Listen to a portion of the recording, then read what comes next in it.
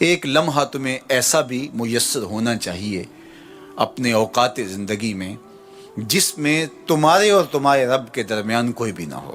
وَتَبَتَّلْ إِلَيْهِ تَبْتِيلًا، سب سے کٹ کے الگ تھلگ ہو کے بالکل یکسوئی کے ساتھ تم اپنی زندگی کے وہ لمحے اپنے رب کے ساتھ جوڑ دو۔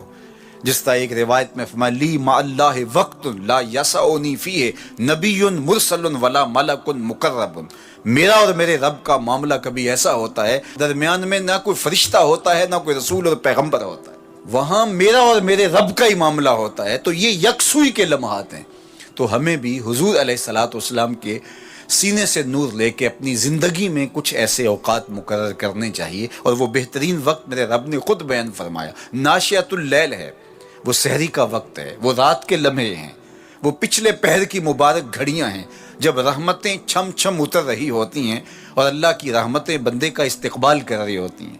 تو اس وقت اگر اللہ کے حضور کھڑے ہو کے ربط قائم کیا جائے تو وہ اللہ کے ساتھ جڑنے کا بہترین وقت ہے۔ اور نماز میں تبتل ہو، جب ہم نماز پڑھ رہے ہوں تو مکمل انہماک رب کے ساتھ ہو۔ سیدنا علی المرتضیٰ رضی اللہ تعالیٰ عنہ کے بدن میں تیر لگا ہے اور وہ نماز میں مصروف ہیں اور تیر نکال لیا جاتا ہے، جب سلام پھرتا ہے تو پھر آپ کو پتہ چلتا ہے کہ یہ تو جو ہے وہ تیر تھا جو نکال لیا گیا۔ تو یہ انہماک ہے، رب کے ساتھ انہماک۔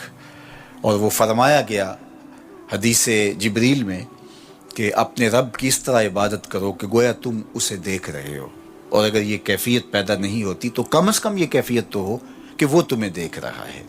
فَاتَّخِذْهُ وَكِيلًا، اور اسی کو کارساز بناؤ، اسی پر توکل، اسی پر بھروسہ، اپنے امور اسی کے سپرد کرو۔ جب اپنے امور اپنے رب کے سپرد کرنے کا مزاج پیدا ہو جاتا ہے، زندگی سوکھی ہو جاتی ہے۔ تدبیر کریں، اس کے لیے حکمت عملی ضرور آپ وضع کریں، لیکن کچھ کام کر کے اللہ پہ چھوڑ دیں۔ اگر توکل بھی یہی ہے کہ آپ گھٹنا بھی باندھیں اور سپرد اللہ کے کر دیں، اسی کی طرف سے کام ہوتے ہیں اور وہی کارساز حقیقی ہے۔ تو فرمایا کہ فَاتَّخِذْهُ وَكِيلًا، اسی کو کارساز بنا لیجئے اور اسی پر اپنے کاموں کو چھوڑ دیجئے۔ جو کشتیاں اس کے نام پر ڈال دی گئیں وہ ڈوبتی نہیں ہیں، وہ منزل تک، ساحل تک پہنچتی ہیں۔ تو ہمارا تو اتنا ہی کام ہے کہ کشتی ڈال دی، لیکن اس کو پار لگانا تو اسی کا کام ہے۔ تو اسی لیے ہم سواری پر بیٹھتے ہوئے کہتے ہیں کہ مالک اس کو مسخر تو نے ہی کیا ہے ہمارے لیے، ہمارے میں طاقت تو نہیں تھی کہ اس کو مسخر کر سکتے۔ تو یہ اس کے کرم سے ہوتا ہے، تو وہ اگر چاہے تو کوئی مشکل نہیں ہوتی۔ تو اس لیے اپنے کاموں کا کارساز اسی کو بنایا جائے۔ ایک بزرگ تھے، وہ دریا کنارے وضو کر رہے تھے۔ ایک بچھو تھا جو ایک لکڑی پر تیرتا ہوا، کبھی پانی کے ہچکولوں سے وہ ڈوبتا بھی اور کبھی لکڑی کو تھام لیتا، یوں پانی کے بہاؤ پہ جا رہا تھا۔ تو ان بزرگوں نے دیکھا تو ہاتھ ڈال کر کے اس کو نکالنا چاہا، تو اس نے اپنی فطرت کے مطابق ان کے ہاتھ پہ ڈنگ مار دیا۔ درد کی شدت سے ہاتھ جھٹکا تو وہ گر گیا، تو پھر ڈوبنے لگا تو پھر پکڑا اور پھر اس نے ڈنگ لگا دیا۔ 7 مرتبہ اس نے ڈنگ مارا، اور آپ اس کو نکال کے 8ویں مرتبہ باہر نکالنے کی کوشش کر رہے ہیں۔ تو مرید نے کہا جو پاس بیٹھا تھا، حضرت یہ بار بار آپ کو ڈنگ مارتا ہے اور آپ اس کو نکالنے کے لیے کوشاں ہیں۔ فرمایا وہ اپنی بری فطرت سے باز نہیں آتا، میں اپنی اچھی عادت سے باز کیسے آ جاؤں؟ تو لوگوں کے ساتھ رویہ اچھا رکھے، وہ جو بھی رویہ رکھے۔ ہم کہتے ہیں کوئی اینٹ اٹھائے گا تو ہم آگے سے پتھر اٹھائیں گے، تو یہ کیا کمال ہوا؟ لوگ کہتے ہیں تم 1 قدم پیچھے ہٹو گے، میں 10 قدم پیچھے ہٹوں گا، تو یہ کیا کمال ہوا؟ تم کہو میاں تم جتنے مرضی قدم پیچھے ہٹو، میں بھاگ کے تمہارا دامن پکڑ لوں گا، تمہیں جانے نہیں دوں گا، ایک دن تجھ کو بھی جیت لوں گا محبت کے زور پہ۔ ہم کہتے ہیں کہ فلاں میرے ساتھ اچھا سلوک کرتا ہے تو میں بھی اچھا کرتا ہوں، فلاں کا سلوک میرے ساتھ اچھا نہیں ہے تو ٹھیک ہے، جس طرح وہ چلتا ہے میں بھی اسی طرح چل رہا ہوں۔ یہ تو پھر برابری ہوئی۔ اگر کوئی برائی کے ساتھ معاملت کرتا ہے تو آپ بھی اس کے ساتھ ایسے ہی کرتے ہیں، تو برائی میں برابر ہے۔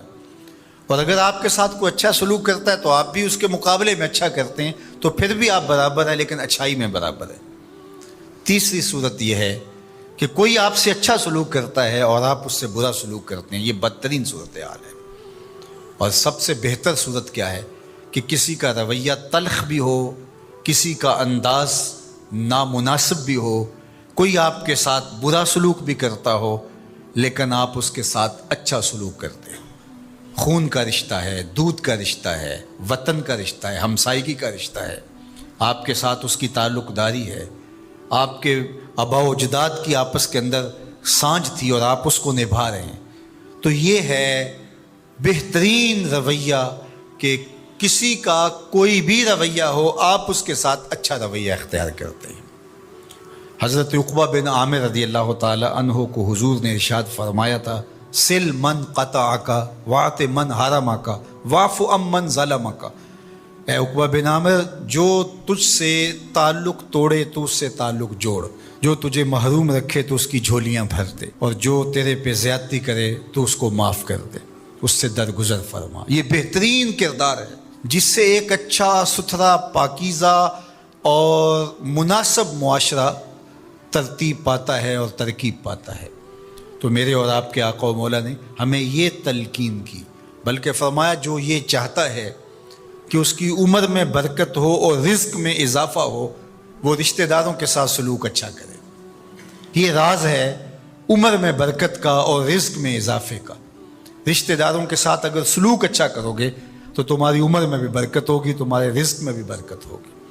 تو ہمیں یہ تلقین کی گئی. رشتہ دار تو دودھ یا خون کی سانجھ سے رشتہ دار بنتے ہیں, کوئی عام انسان بھی ہو, ہمیں تو ان کے ساتھ بھی اچھا رویہ اختیار کرنے کی تلقین کی گئی. حتیٰ کہ آپ کے دین پر نہ بھی ہو تو آپ کی ہمسائیگی میں بستا ہے, مستامن ہے, ذمی ہے, تو اس کے ساتھ آپ کا سلوک اچھا ہوگا. آپ کا دین آپ کو یہ سکھاتا ہے.